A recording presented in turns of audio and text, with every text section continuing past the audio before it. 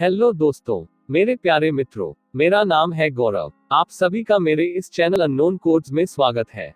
चलिए शुरू करते हैं, पर पहले आपसे ये अपील है कि दोस्तों वीडियो को शेयर और लाइक जरूर करें, इससे मेरी बहुत मदद होती है और चैनल को भी सपोर्ट मिलता है।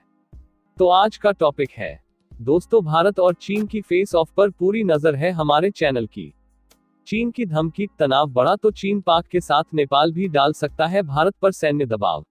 चीन के सरकारी अखबार ग्लोबल टाइम्स ने एक रिपोर्ट में दावा किया है कि अगर सीमा पर तनाव कम नहीं हुआ तो भारत को चीन और पाकिस्तान के साथ साथ नेपाल की ओर से भी सैन्य तनाव का सामना करना पड़ सकता है। बुधवार को अखबार में प्रकाशित हुए एक लेख में यह दावा किया गया है। यह लेख Shanghai academy of social sciences के इंस्टीट्यूट ऑफ इंटरनेशनल रिलेशंस के शोधार्थी हु जियांग के हवाले से लिखा गया है। इसके अनुसार भारत एक ही समय पर चीन, पाकिस्तान और नेपाल के साथ सीमा विवाद में उलझ गया है। चीन के लिए पाकिस्तान भरोसेमंद कूटनीतिक साथी है और नेपाल के भी चीन से करीबी संबंध है। दोनों ही देश चीन की बेल्ट एंड रोड परियोजना के अहम भागीदार हैं। अगर ऐसे में भारत सीमा पर तनाव को और बढ़ाता है तो उसे दो या फिर तीनों देशों की ओर से सैन्य दबाव का सामना करना पड़ सकता है, जो कि भारत की सैन्य क्षमताओं से बहुत ज्यादा है और यह भारत के लिए बड़ी हार बन सकता है। जियांग ने ग्लोबल टाइम्स को बताया कि चीन सीमा की स्थिति को बदलने के लिए कतई तैयार नहीं है और हाल ही में एलएसी वास्तविक नियंत्रण रेखा के चीन के हिस्से में हुई भारतीय और चीनी सैनिकों के बीच हिंसक झड़प के लिए पूरी तरह भारतीय पक्ष जिम्मेदार है। पूर्वी लद्दाख के गलवान घाटी क्षेत्र में हुई इस हिंसक झड़प में भारतीय सेना के 20 जवान शहीद हो गए थे। घटना में चीन के करीब 43 जवानों के हताहत होने की खबर आई थी। हालांकि चीन ने इस संबंध में कोई आधिकारिक जानकारी साझा नहीं की है।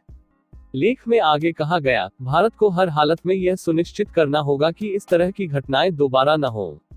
भारत को वर्तमान परिस्थितियों के बारे में गलत कयास नहीं लगाने चाहिए और चीन को कमतर नहीं आंकना चाहिए। चीन अपनी क्षेत्रीय अखंडता की रक्षा करने में समर्थ है और भारत को यह समझना चाहिए।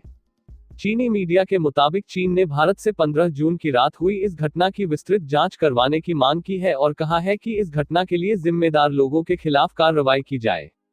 वहीं इकोनॉमिक टाइम्स की एक रिपोर्ट के मुताबिक बीजिंग की एक सैन्य अकादमी में तैनात एक सैन्य विशेषज्ञ ने नाम न प्रकाशित करने की शर्त पर कहा है कि चीन इस हिंसक झड़प में अपना नुकसान इसलिए साझा नहीं कर रहा है क्योंकि वह नहीं चाहता कि दोनों देशों के लोग इस बात से और ज्यादा प्रभावित हों। उन्होंने कहा कि नुकसान की तुलना करने से दोनों ओर राष्ट्रवादी भावनाएं आहत हो सकती हैं और ऐसी घटनाएं दोनों पक्षों के बीच बने तनाव को कम करने में नकारात्मक भूमिका निभा सकती हैं।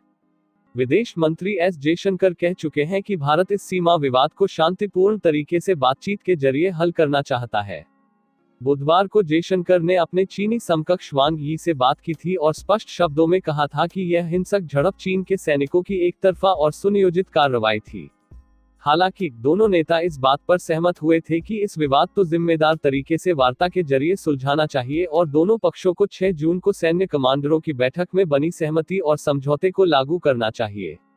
तो आपको ये जानकारी कैसी लगी हमें बताएं कमेंट में, और अपने इस चैनल अननोन कोड्स को लाइक करें, शेयर करें और सब्सक्राइब करें और बेल आइकॉन भी प्रेस कर दीजिएगा।